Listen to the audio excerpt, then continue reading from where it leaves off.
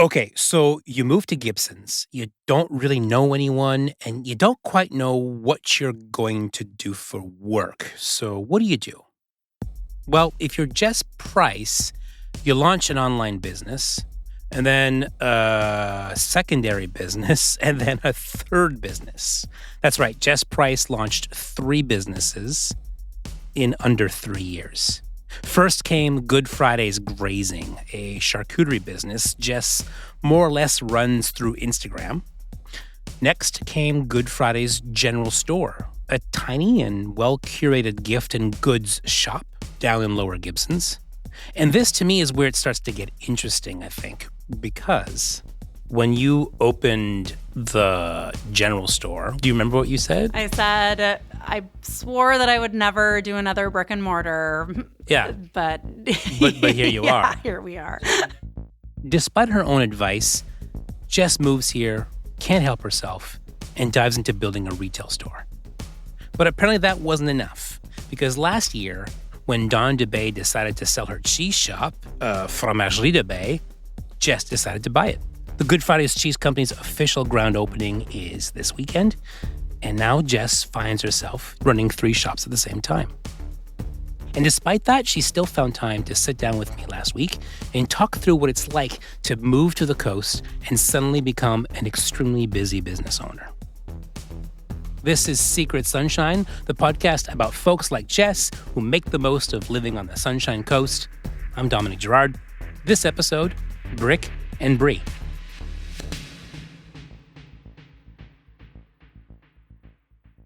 A quick shout out to Jody and Jill, the co-owners of the Cube Art Shop and Retail Boutique in Gibsons. If you've been listening to the podcast from the beginning, you know they are the founding sponsors of Secret Sunshine.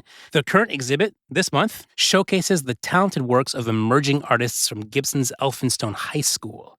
So go check it out while it's up and find out more about the Cube at thecube.ca. That's Cube with a K.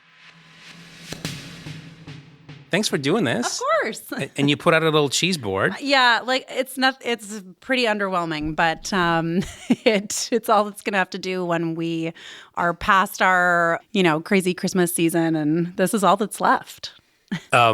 You had a pretty madhouse Christmas, it sounds like.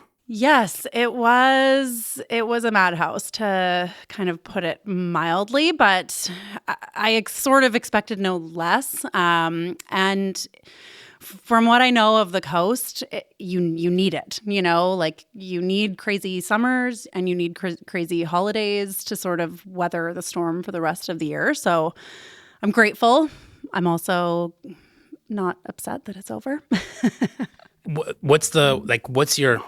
I think the most important question before we dive into a conversation is, what is your tolerance level for cheese-related puns in a conversation? Like, how far can we push it? A Gouda pun, as long as it's, yeah, let's do it. Let's try to infuse as many of those into the conversation as possible. Because when you said putting it mildly at the very beginning of the conversation, right away I was like, oh, no. She's been rehearsing this. We're in trouble. Are you sick of any of this stuff? No, I'm not. Because although the cheese shop is new, I've been doing the grazing boards for about 3.5 years now. Yeah. The first year I went pretty hard on my cheese consumption. Right. I'm not going to lie. And what does that mean? What does that look like? That was just 90% of my diet was just cheese and salami. Yeah. And prosciutto. And it was great, but I did get a little tired of it, sort of like year 2, year 3. And now we're back. Full reset. Yeah. We're full reset. Without necessarily getting too intimate, what does a diet consisting 90% of cheese and cured meats do to a person? I mean, I need to only be saying positive things, I guess, about that kind of a diet. Sure. So, Sure. Yeah, I feel great. Better than ever. Yeah. I recommend to everyone. Yeah, recommend to everyone. Nothing but salami. You bought this business from Donna, who owned... Mm-hmm. She ran this place for 7 years, 8 years? Yeah, in total, it was 7 years. It definitely, came with a great clientele and a lot of history. And when you're buying a business, you're privy to a lot of things that you don't necessarily get when you just kind of start something out of the blue. So, Yeah. I mean, there's also the flip side of things where some people don't always like change. But that's been like very, very few and far between. I think people in the community are just really happy that a cheese store has remained. I've gotten like some pretty insane feedback from people being like, I was maybe going to leave the coast because I thought there was not going to be a cheese store anymore. How serious do you think that person was? She seemed really serious. I'm not going to lie. Did you know what we were signing up for? Yeah, in some ways, no. I mean, Like, how hard is it to get good cheese shipped to the coast? That's the question. you know what? It isn't that difficult. I mean, we all work with the same suppliers. But at the end of the day, there's like a catalog that it's insane. Like, it's so big that you would spend days sort of rifling through it. Yeah. And these catalogs aren't very romantic. Like, it's just this company and this is the cheese you can get. So you have no clue really what it is. It's just a list. Yeah, very basic. So where I've where I see the vision of bringing the best cheeses to the coast is I'm kind of working backwards. And instead of kind of rifling through this crazy phone book of cheeses, I think it's no surprise to anyone. I love social media. I love Instagram. And so that's kind of where I'm starting. I'm going on Instagram. I'm figuring out sort of like the best looking products on socials and reading stories. And I'm being romanced by these companies directly because I'm finding stories that are of interest to me and finding what, people that are winning awards or what have you, and reading reviews and reading ratings. And then working backwards by messaging them and saying, hey, can I buy you in Canada? Are you distributing in Canada? And if they are being distributed in Canada, well, then they're being distributed by one of those companies that has one of these boring encyclopedias of products. So that's what's kind of been a little bit fun for me, is it's like this little mouse hunt of figuring out, not to bring in the cheese puns, but I mean, I think that counts. yeah, of figuring out who sounds interesting to me. By no means do I think that we have it sort of dialed. Like, it's going to take some time to get the best cheeses in here. So I'm very excited about that over the coming months and probably even years. Let's talk about your story a little bit, because you're relatively new to the coast. Yeah, like sort of officially I came over in 2021 and then like officially stayed as of 2022. Yeah. So yeah, it really hasn't been all that long. I came from Vancouver. I'd been living more or less downtown for like close to 15 years and really didn't ever foresee leaving Vancouver. This whole Gibsons thing was like a little bit of came out of the blue. And I think about 2 weeks into being here, I went over to the city. I went to Costco. I bought like $600 or $700 worth of groceries. And I was like, I'm going to like make Graze boxes. Just like that. You showed up and then this thing popped into your head? I had always thought about it in Vancouver. Okay. But it was being done there. And I was sort of, you're shy and you think like, it's already being done. The market's saturated. Mm-hmm. So how can I compete? Exactly. So I won't bother. And then I came here and I was like, okay, well, no one's doing it here. Like, of course you could access it in various ways. But anywho, it wasn't really, no one was doing it as a main focus. And so yeah, so I just kind of started it on a whim. And I thought, okay, as long as I can sort of get enough orders out the door to just pay for my initial investment, then we'll keep it going for like another few weeks and we'll just see what happens. And here we are. What was it like? If I sell $3 to $5 a week, I'll be fine? Yeah. I mean, like I say, when I first started, I was like, I just want to pay off that $600, so whatever happens, happens. And then it just kind of like kept snowballing. I mean, I was getting like almost immediately, I was getting requests to do like baby showers and weddings and like all sorts of things. And I remember, too, when I first started, I really thought that I was only going to appeal to the tourists. I thought this was only going to be something that people coming in on their boats, people coming in from Vancouver are going to want. And instantly it was like, no, like people from the community. And I mean, I was fresh here. Like I was like, oh, like people live here. Crazy. Were you living here even? I was living here, but just kind of for about 5 months. Like I was only really here for the summer. So I really didn't know a lot about the coast. I didn't know that so many people were here. So many people were sort of looking for different things. So why move here at all? Well, what are you doing here? I was following my heart. Yeah. So yeah, I mean, some things didn't work. Some things did, business being one of them. But yeah, I mean, I'm happy to have sort of broken the mold of being in the city. Like I say, I don't think I ever would have left otherwise. Like Vancouver was very much home.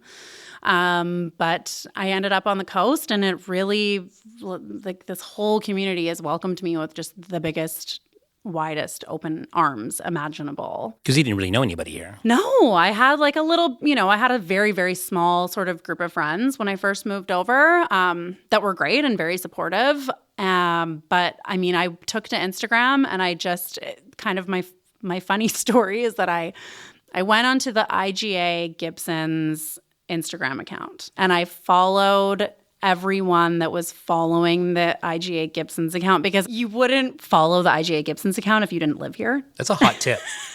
That's a really good idea to, move to the coast, follow the IGAs. Yeah. And I really connected with a lot of people here that summer who were also pretty new to the coast, because I feel like there was quite a big influx of people who moved over sort of those COVID years. Yeah, so thank you to Bob at IGA Gibsons. Was it instantly easy? Or what was hard about moving to this coast where you don't really know a lot of people, or did things take off and get so busy that... Yeah, What was the transition like? It was just a little crazy in those early days. And I was really just winging everything. It was one of those like fake it till you make it types of situations. So when you're doing that, you're saying yes to weird things. You're not doing things efficiently. So the first summer was definitely, it was like a lot of work, but it was exciting and super fun. And yeah, just as sort of the months went on, it got a little bit easier. What did you leave behind in Vancouver? Oh, goodness. Well, my family, part of my family is there. My mom did follow me over to the coast, which has been amazing. And if you've been to any of the stores, you've definitely seen her. If you haven't been to the stores and you've seen like a really overly obnoxious Jeep driving around town, that's also her.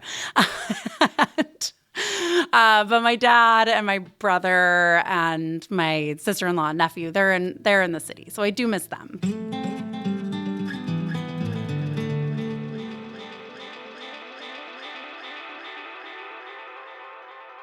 Okay, we'll get back to Jess's former life in Vancouver in just a minute. That's where we'll get clues that explain what drives her to run multiple businesses in Gibsons.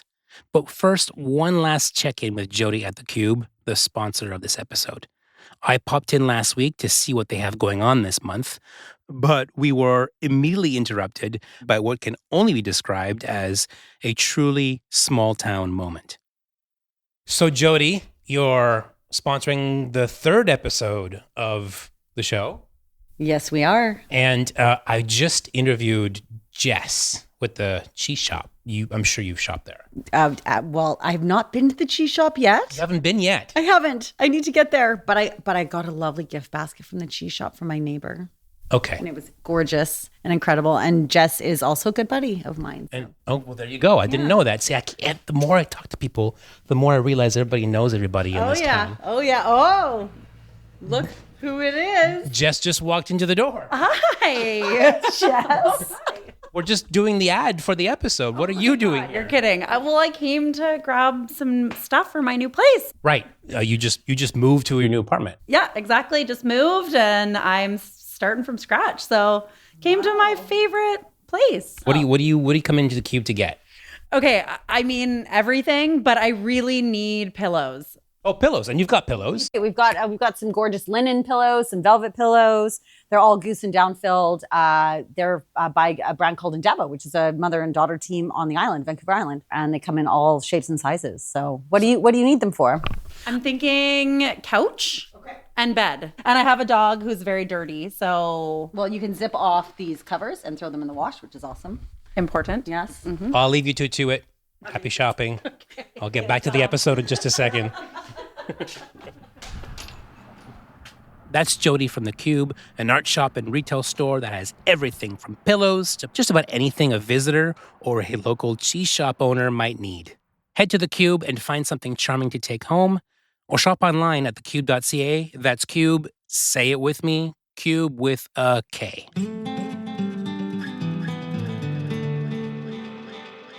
Now, getting back to my interview with Jess, she left a family and a full life behind in Vancouver when she got to the coast in 2021.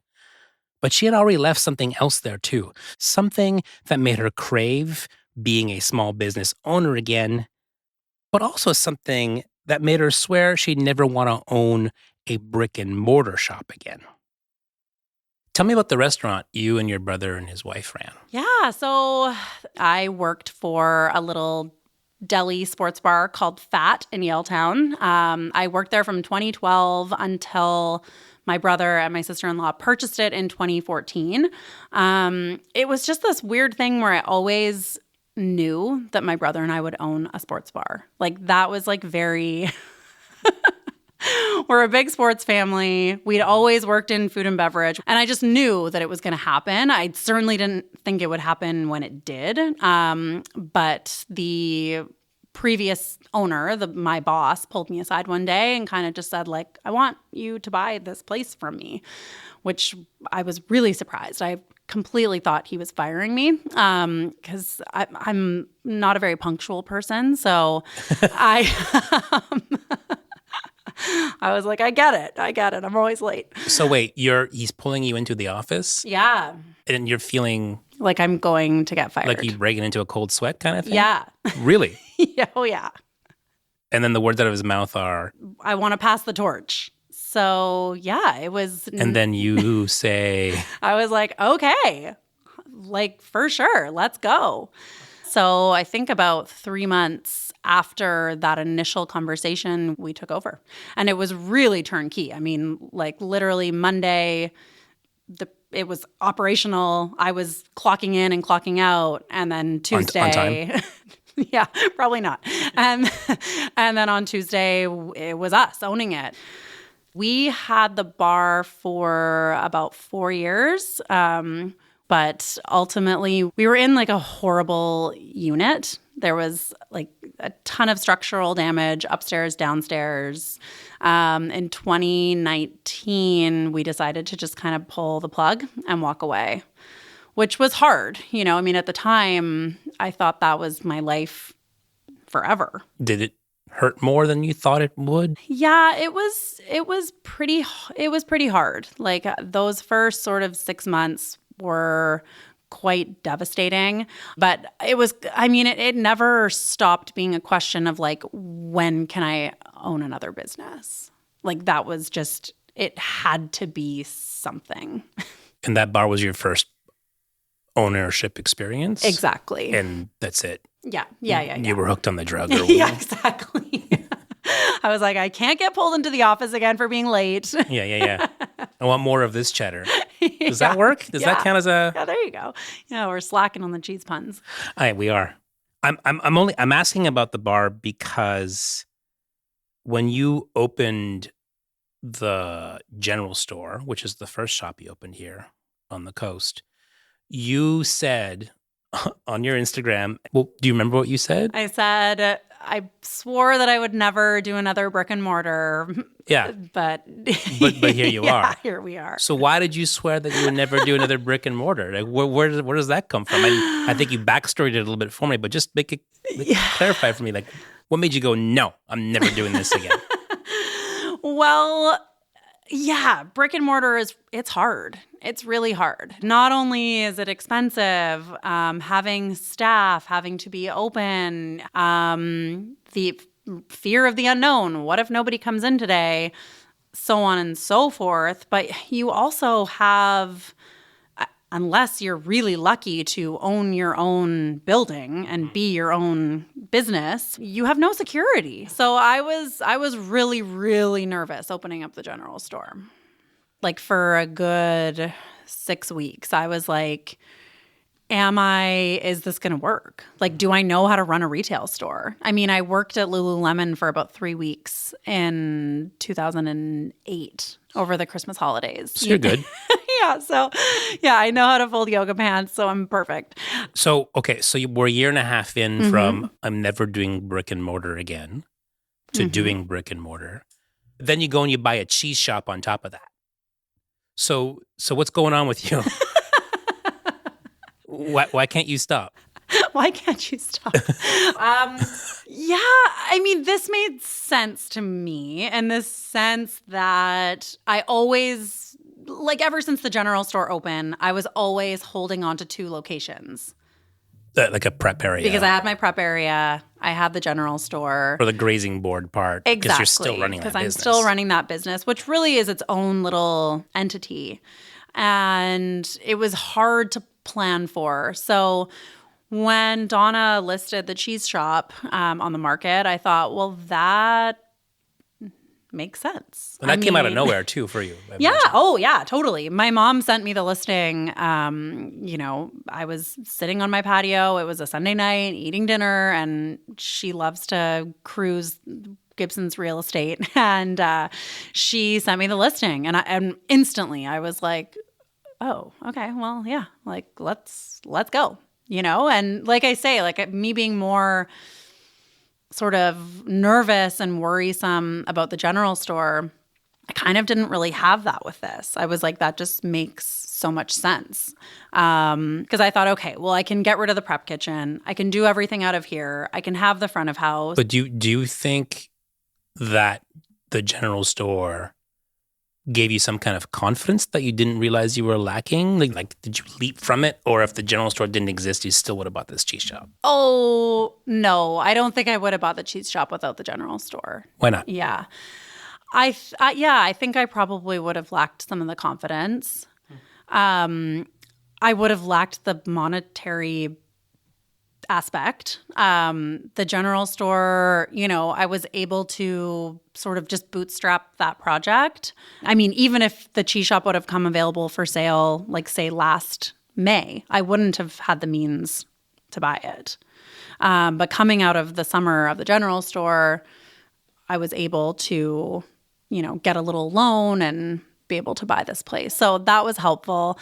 And of course, like having the 7 years under the belt with this location is huge. And I really thank Donna so much for being the first one to build this little baby and kind of pass along the torch to me now. So she had already laid down the cheese board. Exactly. Sorry. You're not trying hard enough. I'm the one throwing these at you. I'm so sorry. But how do you pace yourself, right? How do you reconcile like that need to like kind of grow one beat at a time, do what you can, but also I can hear it like there's so much you want to do. So how do you find that balance between I want to do it all right now, I really can't for all kinds of very, very straightforward reasons? Yeah, that part's hard for me. It is.